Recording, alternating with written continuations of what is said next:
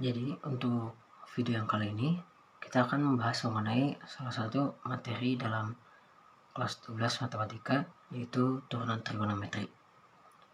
Jadi dalam turunan trigonometri ini merupakan lanjutan dari turunan yang sebelumnya sudah kita pelajari di kelas 11 dan dengan tambahan beberapa, dan juga ini merupakan sedikit mirip dengan integral trigonometri, yaitu kira-kira dengan membalikannya. Jadi untuk turunan trigonometri,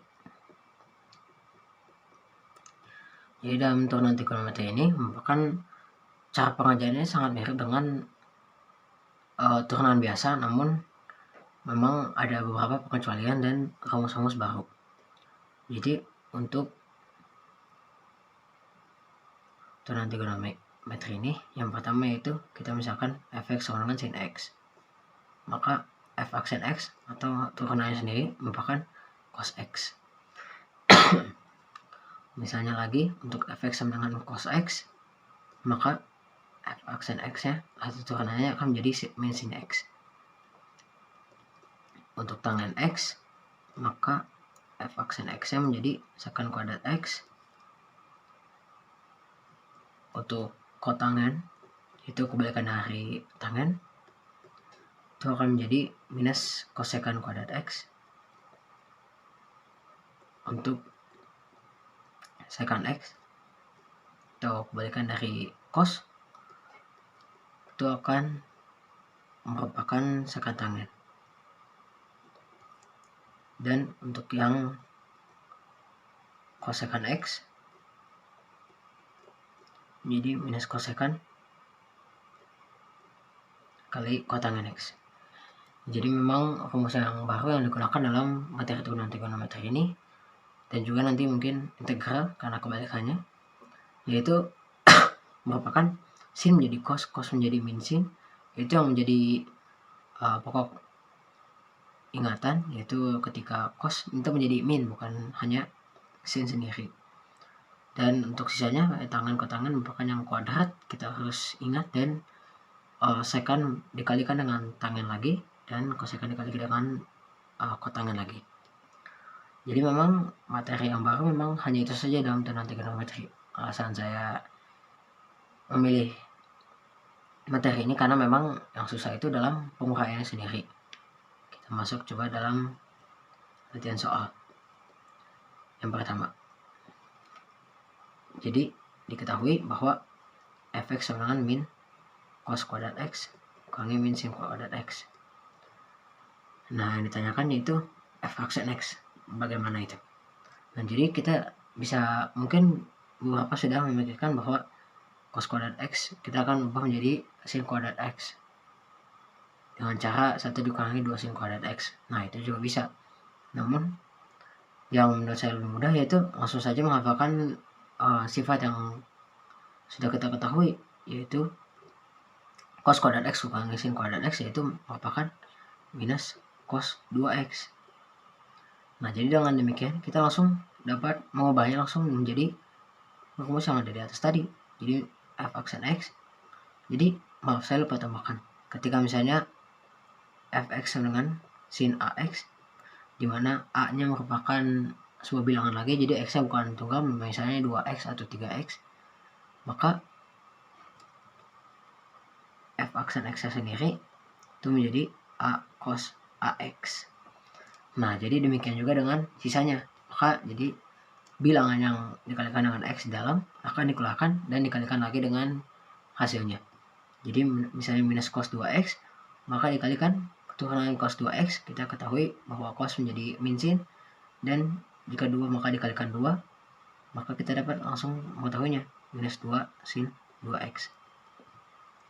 Nah, dari bentuk ini maka kita langsung aja buat menjadi 2 sin 2x, atau seperti yang sudah kita ketahui, sin 2x itu menjadi 4 sin x cos x, untuk memudahkannya atau yang lebih sederhana. Karena misalnya di soal ini yang ditanyakan itu bentuk paling sederhananya, itu jawabannya E. Untuk soal yang kedua yaitu fx sama dengan 3x pangkat 4 ditambah sin 2x tambah cos 3x.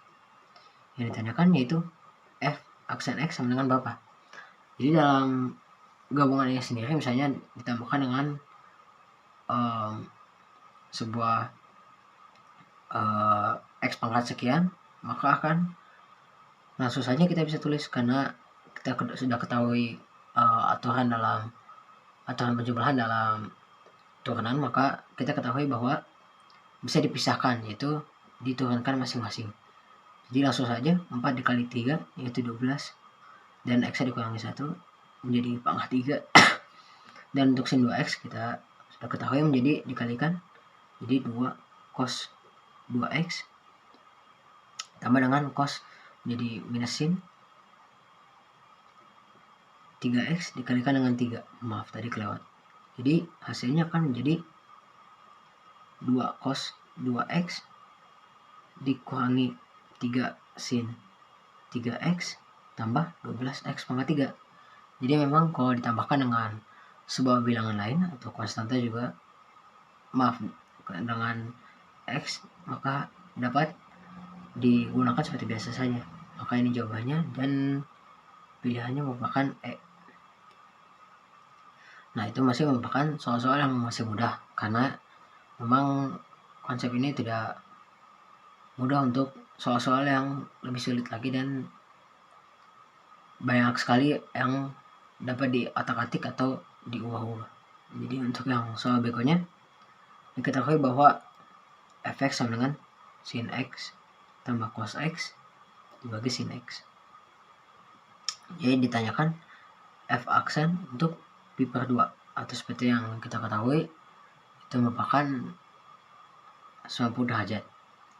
Jadi cara untuk mencari ini bisa dari beberapa cara. Ini yang mulai membuat kita bingung karena memang dalam turunan trigonometri ini banyak sekali cara yang bisa digunakan dan bisa diubah atau di otak-atik, jadi memang beragam cara mengerjakannya dan bisa pusing sendiri, dan kebanyakan kali kan memang bukan soalnya sendiri yang sulit, melainkan kita bingung karena harus menggunakan cara yang mana. Jadi untuk saya sendiri dalam tipe soal kayak gini biasanya disederhanakan dulu. Saya sin x dibagi sin x, kita bisa bagikan masing-masing. Cos x dibagi sin x itu kotangan x. Dengan demikian maka kita dapat mengetahui turunan 1 yaitu 0 tambah kotangan x. Tadi sini merupakan minus kosekan kuadrat x. Dan misalnya kita langsung f aksen pi per 2 kita langsung masukkan saja, maka akan menjadi minus kosekan kuadrat dari pi per 2. Langsung saja maka kita dapat min 1. Namun ada juga beberapa cara lain. Misalnya untuk orang yang lain dapat mengingatnya dengan u bagi v, menjadi u aksen v minus u v aksen bagi v kuadrat. Jadi memang cara ini tidak praktis untuk soal yang ini, namun ada beberapa orang yang lebih baik untuk menghafal dari konsep ini sendiri, maka memang bisa beragam-ragam antara orang. Jadi dengan demikian dapat diubah menjadi, ya lanjutkan saja ya, u nya sama dengan sin x tambah cos x dan v nya bisa menjadi sin x. Jadi memang ini kalau dilanjutkan menjadi sangat panjang, namun jawabannya kan sama dengan min 1. Itu B.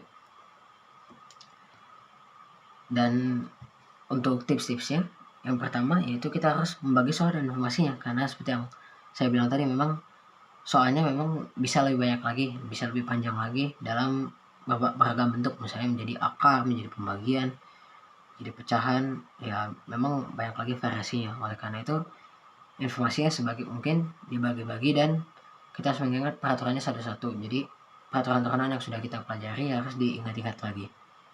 Yang kedua yaitu ya seperti yang tadi saya bilang, banyak cara untuk melakukan ini. Maka ya misalnya yang tadi bisa menjadi dibagi dulu, atau misalnya dari sifat-sifat yang sudah kita ketahui, maka ya bebas untuk memilih, namun jangan sampai kita pusing sendiri dan tidak bisa melakukannya dengan baik. Yang ketiga itu ya memang harus lebih fasih lagi dalam turunan ini, karena memang berhubungan juga dengan integral, yaitu materi kebalikannya dari turunan. Jadi mau tidak mau memang pasti berhubungan dengan materi tersebut dan dapat memudahkan untuk melanjutkan dalam materi integral juga. Dan memang tipe-tipe soal ini umumnya memang salah satu yang paling sulit dalam ujian-ujian atau materi UTBK, karena memang ya itu tadi, memang sulit untuk di otak-atik atau suka bingung sendiri dengan bagaimana cara melakukannya. Ini merupakan pengalaman pribadi sendiri, dan ya dari ya sini juga memang ya saya akui memang ini menjadi materi yang sangat sulit bagi saya. Dan untuk yang keempat itu kita harus ulang lagi turunan dan integral, itu peraturan-peraturannya, baik itu pertambahan, penjumlahan, perkalian, dan segala macam, termasuk sifat-sifat itu. Trigonometri memang banyak sekali sifatnya selain yang ini, misalnya aturan cos, aturan sin, dan segala macam. Oleh karena itu baiknya memang fokus dalam materi ini. Jadi salah satu yang pusat perhatian, karena ya seperti yang saya bilang memang cukup sulit dan cukup rumit juga untuk mengubah-ubah atau mengotak-atiknya. Segitu saja dari saya. Terima kasih.